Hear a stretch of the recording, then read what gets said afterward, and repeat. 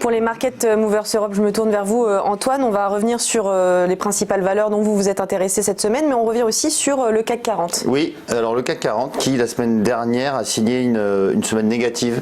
Le CAC a baissé de 1% et il revient négatif depuis le début de l'année.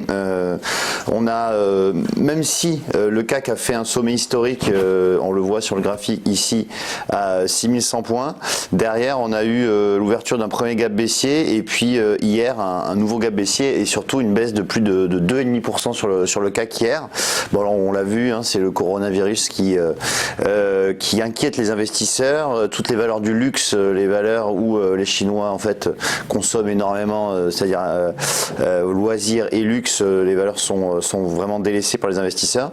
Et donc du coup le CAC là est repassé sous son niveau de support à 5950. On a touché 5850 hier. Là on remonte un petit peu ce matin, mais on a vraiment un biais négatif à court terme sur le CAC 40.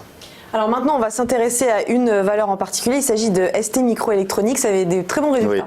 Oui, alors STMicroelectronics, qui est donc une société du CAC 40 et qui est dans les semi-conducteurs, a publié la semaine dernière des résultats très très bons, puisque on a un quatrième trimestre avec un chiffre d'affaires de 2,75 milliards, sachant que les analystes attendaient plutôt dans les 2 milliards, une marge brute de 39%.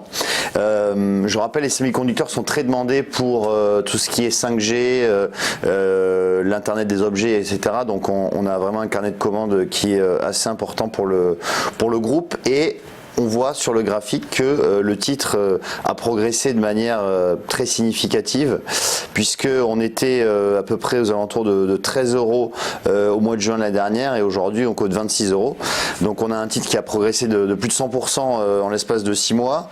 On a toujours des fondamentaux qui sont très bons sur le titre, donc on peut toujours rester sur le titre STMicroelectronics. Et pour Peugeot, le résultat est un peu moins glorieux. Oui, alors Peugeot c'est un peu l'inverse, hein, finalement, déjà en termes de cours de bourse, hein, on le voit, le titre est passé de 27 euros au moment de l'annonce de la fusion avec Fiat à aujourd'hui on cote dans les 18,70 €. Donc on arrive sur quand même un niveau, on est extrêmement survendu sur le titre Peugeot, on est sur un niveau de support, hein, comme on voit sur le graphique.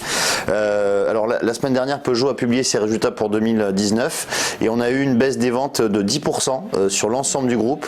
Donc je le rappelle, c'est Peugeot, Citroën, mais également Opel. Et c'est notamment en Chine en fait où les ventes ont baissé de plus de 50%.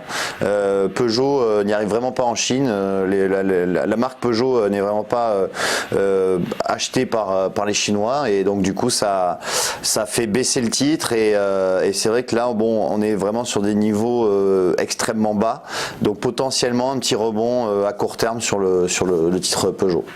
Merci Antoine. Que s'est-il passé outre-Atlantique? On voit ça dans quelques secondes.